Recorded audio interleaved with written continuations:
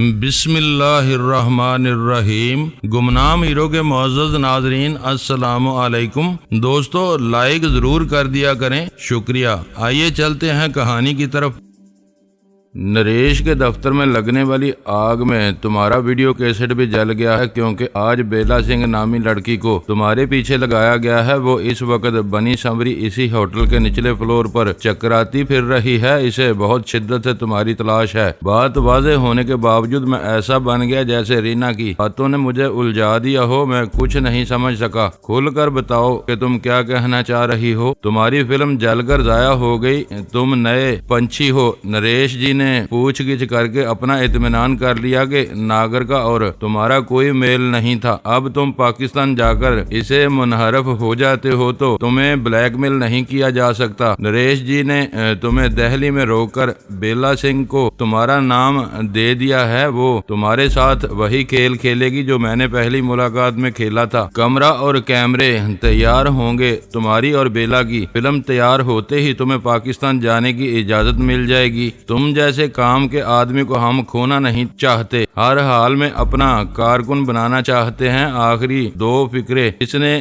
شاید راہ کی طرف سے ادا کیے تھے۔ تمہیں کیسے پتا چلا کہ بیلا سنگھ کو میرے پیچھے لگایا گیا ہے؟ میں نے بے اعتباری سے سوال کیا۔ وہ بھی اکیڈمی کے حاصل میں میرے ساتھ رہتی ہے۔ اسے معلوم ہے کہ پہلی بار میں نے تم پر ڈورے ڈالے تھے۔ تمہارا نام ملتے ہی وہ میرے پاس آئی تھی۔ وہ تمہاری عادتوں اور کمزوریوں کے بارے میں جاننا چاہ رہی تھی۔ میرا سر واقعی چکرا گیا۔ اپنی مصیبتوں میں گرا ہوا ہونے کے باوجود نریش شرما کا ذہن پوری صلاحیتوں کے ساتھ منفی سمتوں میں کام کر رہا تھا۔ تم یہ سب مجھے بتا کر اپنی تنظیم سے غداری نہیں کر رہی؟ میں نے اس کے چہرے پر نظریں گاڑ کر پوچھا۔ بات ہم دو کے سوا کسی تیسرے کو پتا چل گئی تو یہی کہا جائے گا کہ میں تمہیں ہوشیار کر کے تمہارے دوسرے احسان کا بدلہ اتار رہی ہوں۔ تم میری اس نیک نیتی کو جو نام چاہو دے سکتے ہو۔ میں نے اپنے دل اور ضمیر کا بوجھ اتار دیا ہے۔ بیلا سنگھ کے بارے میں مجھے بتاؤ تاکہ میں اس سے بچ سکوں۔ چند ثانیوں کی خاموشی کے بعد میں نے نرمی سے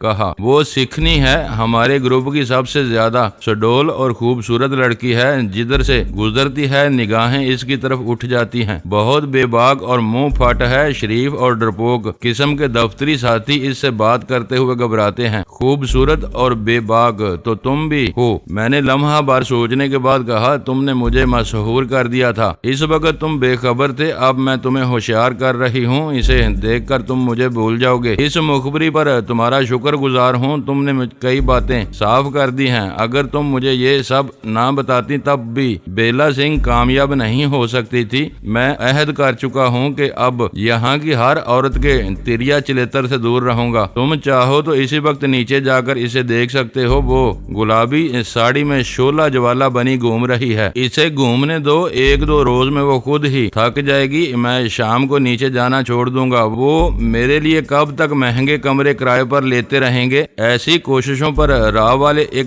حد سے زیادہ سرمایہ کاری نہیں کریں گے۔ یہ سوچنا سمجھنا تمہارا کام ہے۔ مجھے امید ہے کہ تم نے میری پچھلی غلطی کو معاف کر دیا ہوگا۔ اس نے التجائیہ نظروں سے میری طرف دیکھا۔ میں نے تمہاری ہر غلطی کو اسی وقت معاف کر دیا تھا جب تم نے مجھے اپنی ماں کے بارے میں بتایا تھا۔ کاش میری اور تمہاری ویڈیو فلم واقعی جل گئی ہو۔ اس طرح میری لغزش اور تمہاری خطا کا ہر ثبوت مٹ جائے گا۔ اب تم مجھے امریکی سفارتی افسر کے بارے میں بتاؤ۔ تمہاری وہ بات ادھوری رہ گئی تھی۔ تم کراچی میں پرانی گاڑیوں کے لین دین میں کھوئے رہتے ہو۔ اخبار پڑھتے رہتے تو جان اسمتھ کا نام تم کو بھی معلوم ہوتا۔ وہ نیپال سے بھارت اور ایران تک میں CIA کی ساری سرگرمیوں کا نگراں ہے اور کراچی میں رہتا ہے۔ مجھ سے رہا نہیں گیا اور میں نے اس کی بات کاٹ دی۔ تم بھی راہ کی کوئی باخبر عہدے دار نہیں ہو۔ تمہیں اس کے بارے میں یہ باتیں کیوں کر معلوم ہیں؟ ایسے خفیہ عہدے دار ہمیشہ کسی نہ کسی سفارتی عہدے کی آڑ میں کام کرتے ہیں۔ ان کے بارے میں اخباروں میں کچھ نہیں چھپتا۔ آج دوپہر تک مجھے اس کا نام تک معلوم نہیں تھا۔ اس نے فراخ دلی سے اعتراف کر لیا اور اپنی بات جاری رکھتے ہوئے کہا، جب کوئی بڑا آدمی قتل ہوتا ہے تو اس کے بارے میں ہر بات بہت تیزی سے کھلتی اور پھیلتی ہے۔ ہماری راہ بھی بھارتی CIA ہے۔ ہمارے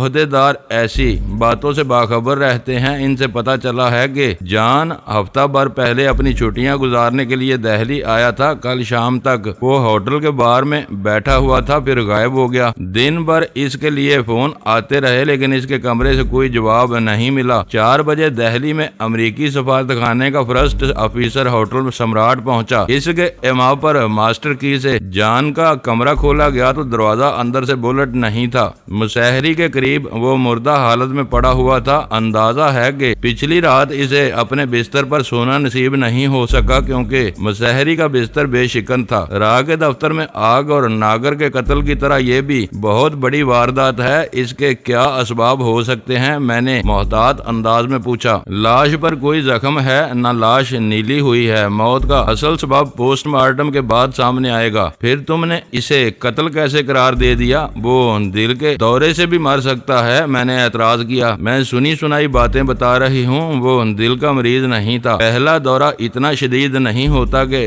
آدمی چند قدم چل کر اپنے بستر پر پہنچنے سے پہلے مر جائے۔ اگر یہ اس کی قدرتی موت تھی تب بھی عبرتناک ہے کہ وہ مرنے کے بعد رات بھر یوں ہی پڑا رہا۔ رینا سے گفتگو کرتے ہوئے میرے ذہن میں اول خان کی بتائی ہوئی یہ بات گردش کر رہی تھی کہ اس کی نادر و نایاب انگوٹھیوں کے کھوکھلے نگینوں میں ایسے کمیاب زہر بھرے گئے تھے جو لاش کی فطری حالت پر اثر انداز ہوئے بغیر اپنا کام دکھاتے تھے۔ اتنی تفصیلی پوسٹ مارٹم کے بعد ان کا سراغ لگایا جا سکتا تھا۔ دوسری اور اہم بات یہ تھی کہ ہر قاتل نگینے کا زہر یکساں نہیں تھا۔ موت کسی کی بھی ہو اور کیسی ہی ہو اپنے ساتھ عبرت لے کر آتی ہے۔ زندگی کا آخری انجام یہ ہونا ہے، پھر بھی مردے کی آخری رسوم انجام دینے والے زندہ لوگ ذرا دیر کے بعد یہ بات بھول کر اپنی بے ایمانیوں اور مکاریوں کا سلسلہ شروع کر دیتے ہیں۔ میرے لیے رینا اجیت رائے کی آمد بہت خوش آئند تھی۔ اس کی آمد کی اطلاع پانے کے بعد میرا رد عمل بھی غزالہ سے مختلف نہیں تھا، لیکن اس کی باتیں سننے کے بعد مجھے خوشی ہوئی تھی کہ راہ کے اندرونی حلقوں تک رسائی رکھنے والی اس لڑکی کے دل میں میرے لیے ممنونیت کے جذبات موجود تھے۔ بظاہر وہ بری لڑکی تھی لیکن اس کے اندر ایک اچھی لڑکی خوابیدہ تھی جو میرے رویے سے بیدار ہو چکی تھی۔ دہلی میں میرے قیام کے دوران میں اس کا آتے جاتے رہنا میرے لیے سود مند ثابت ہو سکتا تھا۔ اس کے ذریعے ملنے والی اندر کی خبروں کی روشنی میں مجھے اپنے آئندہ کے لائحہ عمل کی تیاری میں زبردست مدد مل سکتی تھی۔ ہمارے درمیان ایک سمجھوتا ہو چکا ہے، میں نے سگریٹ سلگا کر کہا۔ ہم ایک دوسرے کو دھوکہ نہیں دیں گے کیونکہ ہم نے مراسم کی ابتدا کو بھول کر ایک دوسرے کی مدد کی ہے۔ تم پر میرا کوئی جبر نہیں ہے لیکن تم سے مل کر مجھے ہر وقت خوشی ہوگی۔ میری شامیں ہوٹل میں گزرتی ہیں، اگر تمہاری ساتھی کو اعتراض نہ ہو تو میں روزانہ شام کو سلام دعا کے لیے وقت نکال سکتی ہوں۔ وہ فراخ دل اور کھلے ذہن کی عورت ہے، ہو سکتا ہے کہ اس وقت تمہارے بارے میں سوچ کر اندر ہی اندر کڑ رہی ہو، لیکن واپس آنے کے بعد جب صحیح صورتحال کا اندازہ لگائے گی تو اسے تمہاری آمد و رفت پر کوئی اعتراض نہیں ہوگا۔ ہمارے ملنے کے لیے تمہارا کمرہ ہی بہتر رہے گا۔ ریستوران میں ہم کھل کر باتیں نہیں کر سکتے تھے، میں نے محض اسی وجہ سے تمہیں اوپر بلایا تھا۔ آئندہ غزالہ بھی تمہارے ساتھ بیٹھی رہے گی۔ اب میں چلتی ہوں، مجھے شکار پر نکلنا ہے۔ وہ اٹھلاتی ہوئی کرسی سے اٹھ گئی۔ آج ہم نے بہت دیر تک باتیں کر لی ہیں، اس لیے میں کل نہیں آؤں گی۔ میں اصرار نہیں کروں گا، بس جان کی موت کے بارے میں میرا تجسس بڑھتا رہے گا۔ وہ ہنس پڑی۔ اب مجھے اپنا مخبر نہ بناؤ، کل کے اخباروں میں سب کچھ آ جائے گا، ورنہ ٹیلی ویژن پر دیکھ لینا۔ وہ ناگر نہیں تھا کہ اس کی موت کے کسی گوشے پر پردہ ڈالا جا سکے۔ مجھے احساس ہو رہا ہے کہ تم بھی ناگر کو پسند نہیں کرتی تھی، میں نے کرسی چھوڑتے ہوئے کہا۔ اسے پسند نہیں کرتی تھی مگر اس سے ڈرتی تھی۔ وہ واقعی بہت برا آدمی تھا، اس کا انجام بھی اچھا نہیں ہوا۔ سنا ہے کہ آگ کی تپش سے اس کا پیٹ پھول کر پھٹ گیا تھا اور ہڈیاں تک جل کر کوئلہ ہو گئی تھی۔ شاید اس کا پوسٹ مارٹم بھی نہیں ہو سکے گا۔ رینا اجیت رائے نے چلتے چلتے پھر ایک اچھی خبر سنا دی تھی۔ ناگر کی موت کے اسباب کا سامنے نہ آنا ہر حال میں بہتر تھا۔ کل کب آؤ گی؟ دروازے پر پہنچ کر میں نے دانستہ سوال کیا۔ میں کل کے لیے منع کر چکی ہوں، کل کی شام یہ ہوٹل بیلا سنگھ کے نام رہے گا تاکہ وہ تمہارے لیے اپنے سارے جتن کر ڈالے۔ وہ کل مایوس ہو گئی تو میں پرسوں آؤں گی۔ آج وہ میرے آمد سے بے خبر ہے۔ اسے پتہ چل گیا کہ میں ہر شام تمہیں کمرے میں گھیر کر بیٹھ جاتی ہوں تو وہ اوپر میری شکایت کر دے گی۔ میں اسے اپنی طرف سے شکایت کا کوئی موقع نہیں دینا چاہتی۔ تم میری مجبوریوں کو اچھی طرح سمجھتے ہو۔ میں نے دروازے سے اسے رخصت کر دیا۔ وہ بے خوف تھی، مگر میں غیر ضروری طور پر اس کے ساتھ دیکھا جانا پسند نہیں کرتا تھا۔ اس کے جاتے ہی میں نے غزالہ کے کمرے کا نمبر ملایا۔ وہ وہاں ٹیلی ویژن دیکھنے میں مصروف تھی۔ میں نے اسے وہیں رکنے کی ہدایت کی، اپنے کمرے کی چابی اٹھائی اور دروازہ مقفل کر کے اس کی طرف چل دیا۔ میری دستک پر اس نے دروازہ کھولا تو وہ مجھے دیکھ کر حیران رہ گئی۔ میں سمجھی تھی کہ وہ خوبصورت ناگن ابھی بھی آپ کے سر پر مسلط ہے۔ آپ یہاں کیوں آ گئے؟ اس نے مجھے اندر آنے کی راہ دیتے ہوئے پوچھا۔ کچھ کام ہے، میں نے اختصار سے جواب دیا۔ ہم نے طے کیا تھا کہ پرانا کمرہ کسی بھی وقت خالی نہیں چھوڑیں گے، مگر اس وقت وہاں کوئی نہیں ہے، غزالہ نے کہا۔ مجھے وہ بھولی ہوئی بات فوری طور پر یاد آ گئی۔ میں ذرا سی دیر میں آتا ہوں، تم وہاں چلی جاؤ۔ میں نے کمرے کی چابی اس کی طرف بڑھا دی۔ غزالہ چابی لے کر وہاں سے چلی گئی۔ ٹیلی ویژن چلتا رہا۔ میں نے فالس سیلنگ میں چھپائی ہوئی تھیلی نکال کر ڈیلے ٹائل کو احتیاط سے اس کی جگہ پر واپس ٹکا دیا۔ ٹیلی ویژن بند کر کے میں نے وہ کمرہ چھوڑ دیا۔ غزالہ میرے ہاتھ میں وہ تھیلی دیکھ کر پریشانی سے بولی، ابھی دشمنوں کو اس کمرے کی تلاشی لیے ہوئے آدھا دن بھی نہیں گزرا اور آپ تیزی سے فیصلے کیے جا رہے ہیں۔ ان دونوں چیزوں کی اس وقت کیا ضرورت پیش آ گئی تھی؟ رینا نے بہت حوصلہ افزا باتیں بتائی ہیں۔ حالات شاید اتنے خراب نہیں ہیں جتنا ہم سمجھ رہے ہیں۔ رینا شروع سے اب تک کئی روپ بدل چکی ہے۔ مجھے اب اس کی کسی بات پر اعتبار نہیں۔ اس سے براہ راست میرا رابطہ رہا ہے۔ تم میری بتائی ہوئی باتوں پر یقین کرتی رہی ہو تو تمہیں اس وقت بھی مان لینا چاہیے کہ میں نے درست رائے قائم کی ہوگی۔ وہ اپنے ابتدائی کردار پر بہت شرمندہ ہے۔ این شاید ٹھیک کہتی ہے کہ دنیا کی ہر خوبصورت عورت مظلوم بن کر آپ کی ہمدردیاں حاصل کر سکتی ہے، غزالہ نے ہنس کر کہا۔ گفتگو ایسے رخ پر چلی گئی تھی کہ مجھے اپنی اور رینا کی گفتگو دہرانی پڑی۔ اس درمیان میں غزالہ سوالات بھی کرتی رہی۔ آخر کار وہ میری رائے سے متفق ہو گئی۔ آپ ٹھیک کہہ رہے ہیں، لیکن اس سے بات ہونے کے بعد بیم گن اور اپریٹس کی کیا ضرورت پیش آ گئی؟ سی ایس ڈی میں فون استعمال کرنے کے لیے لایا تھا۔ مجھے اندازہ نہیں تھا کہ گوپال اتنی جلدی لوٹ آئے گا۔ یہ اطلاع فون کے ذریعے ملی تھی۔ اب گوپال سے رابطے کے لیے اپریٹس استعمال کرنا پڑے گا۔ میں فون پر زیادہ لمبی بات نہیں کروں گا۔ حیرت ہے کہ اس نے اب تک آپ سے بات کرنے کی کوشش نہیں کی۔ اسے اپنے ساتھیوں سے معلوم ہو چکا ہوگا کہ آج صبح کیا ہوا تھا۔ وہ لوگ ڈرے ہوئے ہیں اور احتیاط سے کام لے رہے ہیں۔ میں خود اس تجربے سے گزرا ہوں، اس لیے میرا خوف کم تھا۔ اگر رینا نہ آتی تو میں اب بھی تمہارے کمرے سے یہ تھیلی نکالنے کی کوشش نہ کرتا۔ ان کو یہ سب معلوم نہیں ہے، وہ رابطہ نہیں کریں گے۔ اس کا مطلب یہ ہے کہ آپ خود گوپال سے بات کرنے کا ارادہ رکھتے ہیں؟ غزالہ نے پوچھا۔ اپریٹس صرف اسی کام آ سکتا ہے، میں نے مسکرا کر بیم گن اس لیے لے آیا کہ یہ اکیلی وہاں نہ پڑی رہے۔ اس اثناء میں غزالہ وہ اخبار اٹھا چکی تھی جو رینا لائی تھی۔ میں نے بڑھ کر ٹیلی ویژن کھول دیا۔ اس وقت 9 بجے تھے۔ صحیح وقت شاید ایک آدھا منٹ اوپر رہا ہوگا کیونکہ ایک انگریزی چینل سے خبریں آ رہی تھیں۔ وہ بھارت کا ہی کوئی اسٹیشن تھا۔ پہلی خبر فلسطینیوں کے ایک ماتمی جلوس پر اسرائیلیوں کی وحشیانہ فائرنگ کی تھی جس میں متعدد افراد ہلاک اور زخمی ہوئے تھے۔ اگلی خبر ہوٹل سمراٹ میں جان اسمتھ کی پراسرار موت کے بارے میں تھی۔ خبر کے الفاظ نپے تلے تھے۔ وہی پوزیشن برقرار تھی کہ موت کے اسباب کے تعین کے لیے پوسٹ مارٹم کی رپورٹ کا انتظار کیا جا رہا تھا۔ پورے خبر نامے میں راہ کے دفتر میں آگ لگنے کا ذکر نہیں تھا۔ شاید دن کے 1-2 خبر ناموں کے بعد اس واقعے کو بلیٹن سے نکال دیا گیا تھا تاکہ غیر ضروری طور پر اس واقعے کی تشہیر نہ ہو۔ میرے اشارے پر غزالہ نے کمرے کا دروازہ اندر سے بلٹ کر دیا۔ میں نے کمرے کے اندرونی سرے پر جا کر اپریٹس آن کر دیا۔ میرے دوسرے پیغام کے جواب میں عابد فوراً لائن پر آ گیا۔ اس کی آواز دبی دبی اور ہذیانی تھی۔ میں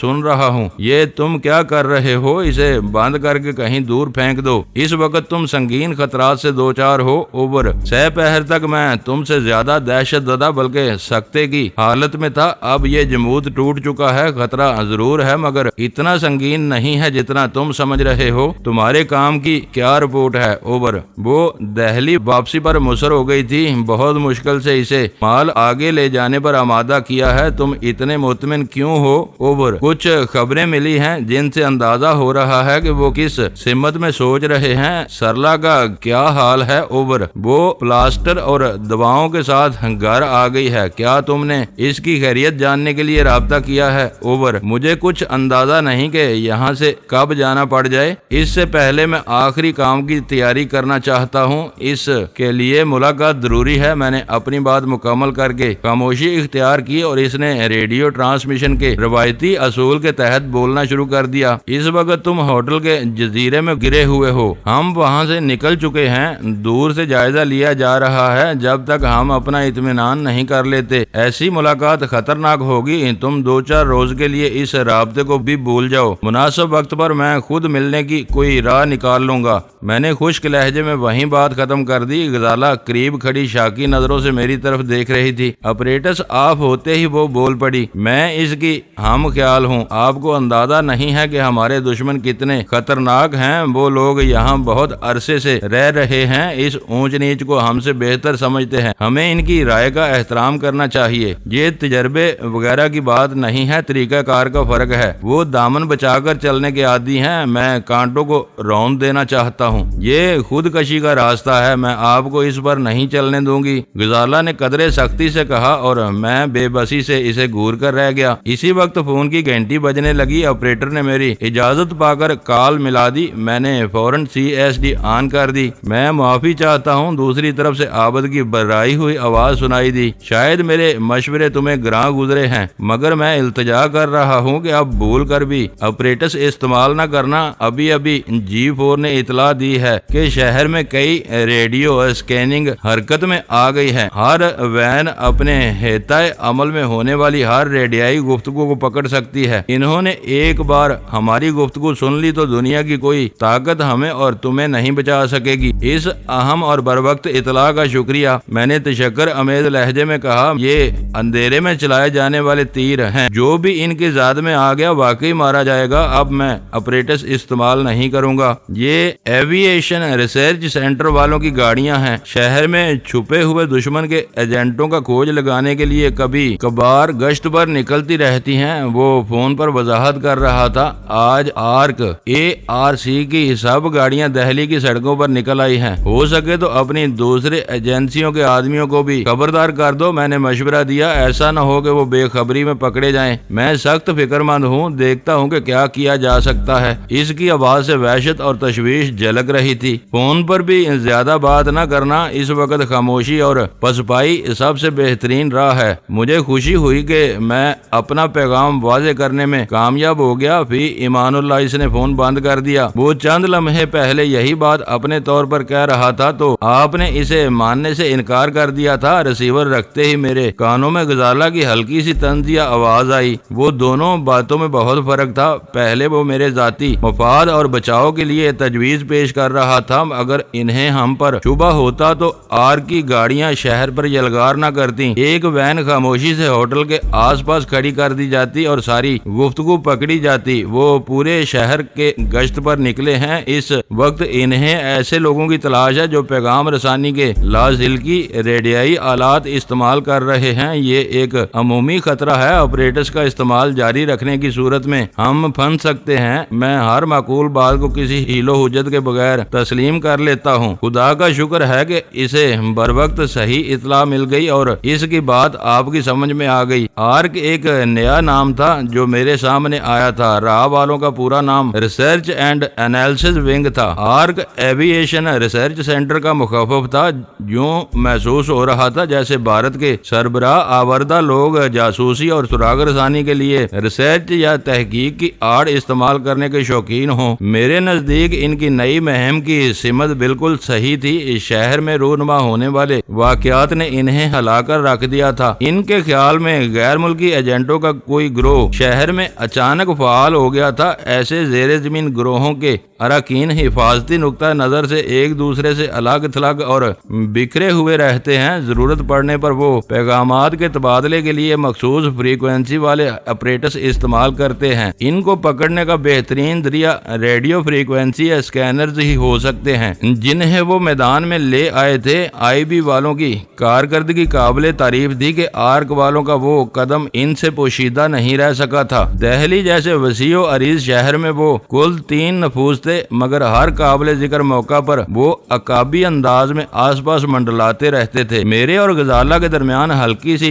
کشیدگی جنم لے چکی تھی۔ حالات کے دباؤ نے اس کے اعصاب پر خاصا منفی اثر ڈالا تھا۔ وہ خاموشی سے شام کا اخبار چاٹے جا رہی تھی اور میں یہ سوچ رہا تھا کہ آرک والے اپنی گاڑیاں کب تک شہر میں گھماتے رہیں گے۔ فون کی تیز گھنٹی نے ہم دونوں کو بری طرح چونکا دیا۔ آبد سے ذرا سی دیر پہلے آپریٹس اور پھر فون پر بات ہو چکی تھی۔ میں نے اسے رابطہ محدود ترین کرنے کی ہدایت کی تھی۔ اس کے سوا میں کسی سے بات کرنے کے موڈ میں نہیں تھا۔ مجھے خوف لاحق ہوا کہ کہیں وہ کراچی کی کال نہ ہو۔ مجھے کراچی سے رابطہ کیے تیسرا دن تھا۔ سلطان شاہ مفرور تھا۔ اسے اس شخص کی تلاش تھی جو کراچی میں راہ کے لیے کام کر رہا تھا اور جس نے مظہر خان کے پتے پر جا کر میرے مفروضہ کوائف کی تصدیق کی تھی۔ اول خان طویل انتظار سے اکتا کر مجھے فون کر سکتا تھا۔ ہم دونوں حیران اور خائفانہ نظروں سے ایک دوسرے کی طرف دیکھ رہے تھے۔ کسی نے فون کی طرف بڑھنے میں پہل نہیں کی تھی۔ دوسری گھنٹی بجتے ہی میں نے غزالہ کو کال سننے کی ہدایت کی اور اس نے تیسری گھنٹی بجنے سے پہلے ریسیور اٹھا لیا۔ اس نے دھیمی آواز میں کچھ پوچھا، پھر ہولڈ کرنے کا مشورہ دے کر ماؤتھ پیس پر ہاتھ رکھا اور مجھ سے کہا، آپ کے لیے نریش کا فون ہے۔ میں نے تیزی سے اپنی جگہ چھوڑی اور ریسیور غزالہ کے ہاتھ سے لے لیا۔ ہیلو، میں مظہر بول رہا ہوں، میں نے تیزی سے دھڑکتے ہوئے دل کے ساتھ ماؤتھ پیس میں کہا۔ تم کمرے میں گھسے کیا کر رہے ہو؟ میں تو سمجھا تھا کہ تم نیچے زندگی کے مزے لوٹ رہے ہوگے، نریش نے بے تکلفانہ آواز میں کہا۔ اس کے لہجے سے اندازہ ہو رہا تھا کہ وہ ہلکے سے سرور میں آیا ہوا تھا۔ کمرے سے نکلنے کی طبیعت نہیں چاہ رہی۔ سمجھ میں نہیں آ رہا کہ کیا کیا جائے۔ کیوں، تم تو خاصے زندہ دل اور رنگین مزاج آدمی ہو، تمہیں کیا ہو گیا؟ جب سے تم نے رہا کیا ہے کمرے سے باہر جانے کا موڈ نہیں بن رہا۔ وہ رہ کر وہ شکنجے اور اوزار نگاہوں میں گھوم رہے ہیں جو تم نے دکھائے تھے، وہ سب لوہا لکڑ اور تاروں کا ڈھیر تھا۔ اس کے بارے میں اتنا کیوں سوچ رہے ہو؟ نریش جی، آج میں نے تمہارے 2 مہمان خانوں میں اپنی زندگی کا بدترین وقت گزارا ہے۔ اس کی دہشت شاید کئی مہینوں تک میرے ذہن سے زائل نہ ہو سکے۔ میں نے گہرے متاسفانہ لہجے میں کہا۔ آنکھیں مونتا ہوں تو 10 سال پرانا قیدی میرے تصور میں کہہ لگانا شروع کر دیتا ہے۔ تم ڈرپوک اور کمزور دل کے آدمی ہو۔ تمہیں وہ سب دکھایا گیا تھا، تمہیں کسی مشین میں ڈالا تو نہیں گیا۔ اس کے بے پروایانہ کہکے کے بعد آواز آئی، ان سب سے زیادہ بھیانک تمہاری باتیں تھی، وہ میرے ذہن میں گونج رہی ہیں۔ میں یہ سوچ کر لرز رہا ہوں کہ تم مجھ پر اعتبار کرنے کے بجائے اپنی کسی دھمکی پر عمل کار گزرتے تو میرا کیا حشر ہوتا۔ یہ حالت رفتہ رفتہ ہی اعتدال پر آئے گی۔ وہ سب بہت ضروری تھا۔ اس بار نریش شرما کی آواز میں سنجیدگی عود کر آئی۔ تم کو برے انجام کا خوف دلانے کے لیے وہ سب دکھانا ضروری تھا۔ اس میں تمہاری بلائی تھی۔ سچ اور جھوٹ کو اسی طرح پرکھا جاتا ہے، پرکھے بنا تم کو چھوڑا نہیں جا سکتا تھا۔ اس کے الفاظ میں میری نجات کا بالکل وہی پیغام تھا جو رینا مجھے سنا چکی تھی، مگر میں نے اسے نظر انداز کر کے انجان بنتے ہوئے کہا، ابھی میں چھوڑا کہاں گیا؟ تم نے مجھے دہلی میں قید کر دیا ہے۔ دہلی بہت بڑا شہر ہے، تم پہلی بار یہاں آئے ہو، مہینوں گھومتے پھرتے رہو گے تب بھی تمہارا دل نہیں بھرے گا۔ تم دہلی کے بجائے اپنے کمرے میں بند ہو کر بیٹھ گئے ہو۔ میں نے تم سے یہ نہیں کہا تھا کہ تم میری بات سمجھنے کی کوشش کیوں نہیں کرتے؟ قید خانہ چھوٹا یا بڑا ہونے سے کوئی فرق نہیں پڑتا، قید ہی ہوتی ہے۔ میں اس کی گفتگو کے رخ کا اندازہ کر چکا تھا۔ میں نے وہ جواب دیتے ہوئے اپنی آواز میں بھرپور اداسی سمیٹ لی، کمرے کی بے جان دیواریں اور اپنی فرینڈ کا چہرہ دیکھ کر تم اکتا جاؤ گے۔ تم نے اپنی ایک شام اپنے ہاتھوں برباد کر لی۔ اس کا لہجہ ناصحانہ ہو گیا۔ شام کو تمہارے ہوٹل میں پریوں کے جمگٹے ہوتے ہیں، سندر چہرے، تیکھے بدن اور شوخ اداؤں والی رنگین تتلیاں ہوتی ہیں۔ میرا مشورہ ہے کہ کل شام ان میں گل مل جاؤ، کوئی نہ کوئی پری تم پر مہربان ہو جائے گی۔ 2-3 گھنٹوں میں تمہاری ساری اداسی اور مایوسی کافور ہو جائے گی۔ تم کو ایک بار پھر اپنی زندگی سے پیار ہو جائے گا۔ میں کوشش کروں گا مگر میں تم سے کوئی وعدہ نہیں کر سکتا۔ میں خود اس مایوسی سے نکلنا چاہ رہا ہوں مگر کامیاب نہیں ہو رہا۔ تم نے جھوٹ اور سچ کو پرکھنے کے لیے میرے وجود میں سے زندگی کا سارا جوش اور ولولہ نچوڑ لیا ہے۔ اس بار نریش شرما کی ہنسی متکبرانہ تھی۔ میں نے کچھ نہیں کیا اور تم مجھ پر اتنا بڑا الزام لگا رہے ہو۔ میں مانتا ہوں کہ تم نے مجھے چھوا تک نہیں مگر دل سے دماغ تک سب کچھ توڑ پھوڑ کر رکھ دیا ہے۔ آج تمہارا تجربہ زیادہ ہے، کل تک تم بہتر ہو جاؤ گے۔ میری بات یاد رکھنا، کل کمرے سے ضرور نکلنا، اس نے تاکید کی۔ میں کوشش کروں گا، میں نے دل ہی دل میں اس پر ہنستے ہوئے نیم دلانہ لہجے میں جواب دیا۔ نریش نے فون بند کر دیا۔ اس سے براہ راست بات کر کے میرے ذہن کا بوجھ ہلکا ہو گیا تھا۔ وہ آپ کو کہاں جانے کے لیے مجبور کر رہا تھا؟ غزالہ نے دھیرے سے پوچھا۔ وہ میرے جوابات غور سے سنتی رہی تھی۔ اس نے بالکل صحیح اندازہ لگایا تھا مگر یہ نہیں سمجھ سکی تھی کہ وہ مجھے پریوں اور تتلیوں کے جرمٹ میں کھو جانے کا مشورہ دے رہا تھا۔ اسے یہ بات پسند نہیں آئی کہ میں ہوٹل کے کمرے میں محبوس ہو گیا ہوں۔ وہ چاہتا ہے کہ میں نچلی منزل کی رنگینیوں سے اپنا دل بہلانے کی کوشش کروں۔ جب ہی آپ ہاتھ پیر ڈھیلے چھوڑے جا رہے تھے، اسے یہ احمقانہ مشورہ دینے کی کیا ضرورت تھی؟ یہی ایک نقطہ قابل غور ہے۔ اس وقت اس کی ساری گفتگو کا یہی ایک محور تھا۔ آپ نے شروع سے بہت اچھا موقف اختیار کیا ورنہ وہ آپ کو مجبور کر دیتا۔ مجھے اندازہ ہو گیا تھا کہ وہ مجھے کس راہ پر لے جانا چاہتا ہے۔ کل کے لیے اس نے بہت اصرار کیا ہے۔ ہرگز نہیں، اس نے آپ پر زیادہ دباؤ ڈالا تو میں بھی آپ کے ساتھ رہوں گی۔ وہ ترشی سے بولی۔ دیکھتی ہوں کہ وہ مردود آپ کو کس طرح بہکاتا ہے۔ اس نے ذرا بھی ٹیڑھی بات کی تو میں اس کا دماغ درست کر دوں گی۔ دوستو ویڈیو کو لائک ضرور کر دیا کریں۔ ISI پاک آرمی زندہ باد، پاکستان پائندہ باد۔ معزز ناظرین، اپنا خیال رکھیے گا اور اپنے اس چینل کا بھی شکریہ۔